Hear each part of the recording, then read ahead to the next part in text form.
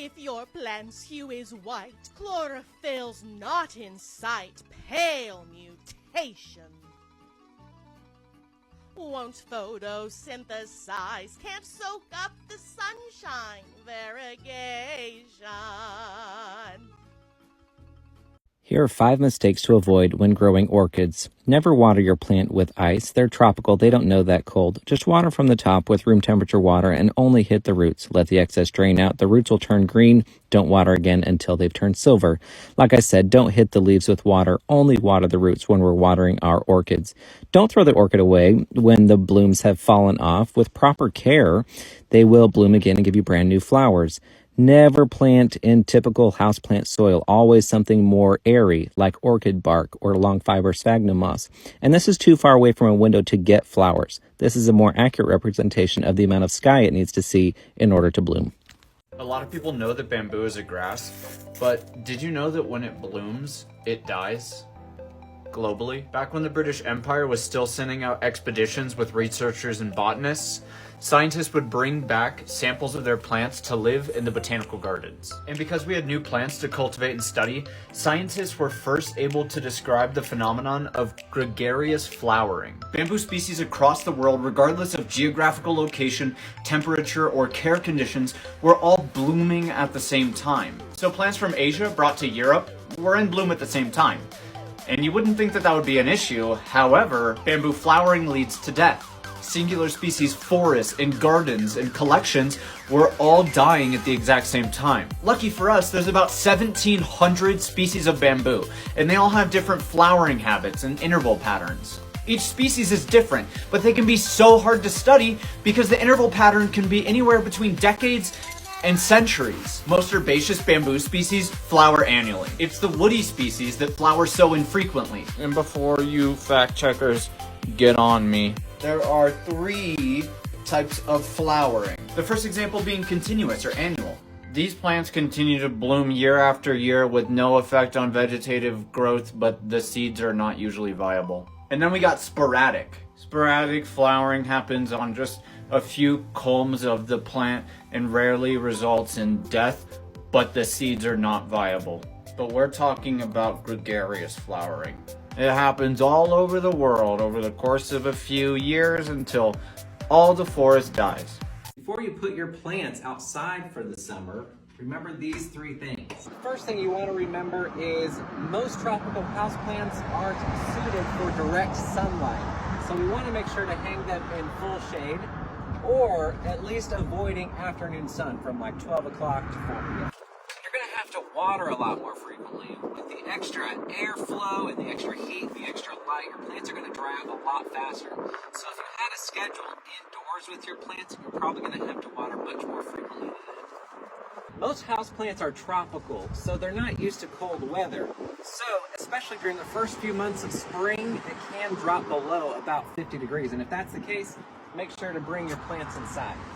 This is another example of a plant whose soil has become hydrophobic. That means that the soil has become so dry it can no longer hold on to water, and it repels it away. So the roots can't really absorb any water for the plant to drink.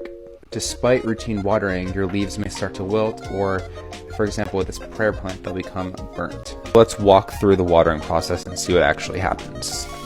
It's dripping out the bottom. That's supposed to be efficient. When you take it out of the pot, you see that the water hasn't permeated all of the soil. That's not good. We're gonna bottom water for about 20 minutes, and we'll see what happens. So even with bottom watering, it still didn't really saturate the soil. The solution in this case is to repot the plant. Do you have any plants that are in hydrophobic soil that need a repot? This is my series where I teach you how to not unalive your plants. And today I'm going to show you why dusty leaves can stop your plants from being thick and juicy. Alright, so we all know that plants get energy from the sun, right? The more light they get, the bigger, the greener, the thick, and the juicier they get. Now, I want you to think of dust as like a type of sunblock. If the leaves get too dusty, the leaves get pale. And sooner or later, they'll end up looking like that. So to stop it, you just take something soft and wipe those leaves down. To make the leaves shinier, to dust it off and protect it from bugs, I like to use Dr. Earth's Final Stop. Take your palm, put it under the leaf, and wipe outwards. Do this every couple months and watch how happy your plants get. Hey everyone, this is your sign to go dust your houseplants. Over time, things can accumulate on the leaves such as dust and even pests. so regularly dusting them will allow them to photosynthesize better, grow faster, and overall just be healthier and prettier. But here's a good question. What do you use to dust them? So first off, your local nursery probably has some kind of leaf shine, so that works well. But personally, I use a neem oil solution. Here it is. The formula is 1/10 neem oil, 1/10 dish soap, and 8/10 water. Make sure to mix it very well. Put into a spray bottle. I like to use a reusable cloth. Spray the plant and wipe. Another great thing about neem oil is that it helps against pests. Although you do have to be careful with neem oil because if you apply it to a plant and put the plant in direct sun, it will burn. So keep the plant in direct light. I got my neem oil from Amazon. Propagating 101! Golden pothos are actually really easy to take care of, and they're also really easy to propagate. You just gotta cut them right below the node right here. Grab any kind of scissors and cut it like this. Next, fill up a vase with water. I'm not even joking, you guys will see roots in a couple days. This is after a month. You should leave pretty much all your plants when you first buy them in a nursery pot, and here's why. I grew up working in nurseries, and let me tell you, nurseries are pumping their plants with fertilizers and giving them all this light. And then they come home to our dark apartments, and they get shocked. When you replant them, you're double shocking them. So let them chill, let them acclimate. All right, besties, so if you're looking for the perfect chunky aeroid soil mix that your plants will love, they will thrive and grow up all nice and big on, because I know you've been admiring mine and wondering how. Well, it's time. I wanted to make a video of making a big batch of my chunky aeroid soil mix, so let's do this. Big bin.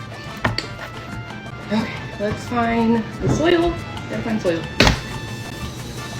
Okay, so I have my big old bag of ocean forest potting mix. So we're gonna pour some in. Oh my God, bad idea. Oh crap. This is not gonna be aesthetic like I wanted it to. Oh, it's pouring out everywhere.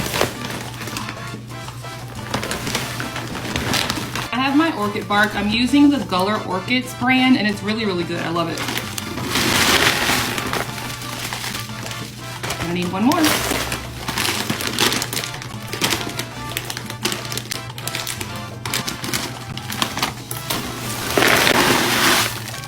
That might have been too much. Yikes. Oh God, okay.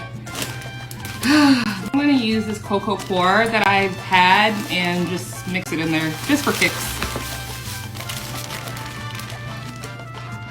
Oh gosh, okay.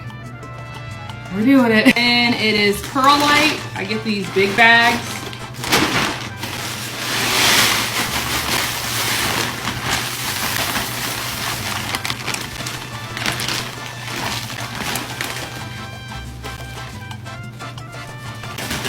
Ooh, woo.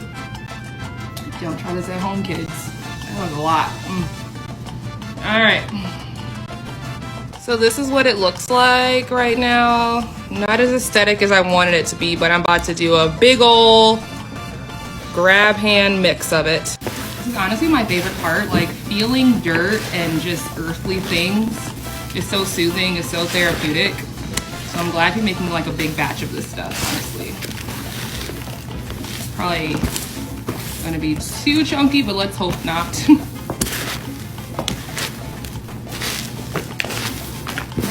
My standard recipe I've told you is 2 cups soil, 1 cup perlite, 1 cup orchid bark, and that's pretty much what's going on here in a bigger quantity. So yeah, it looks very chunky though. You see that? Very chunky, that's what we want.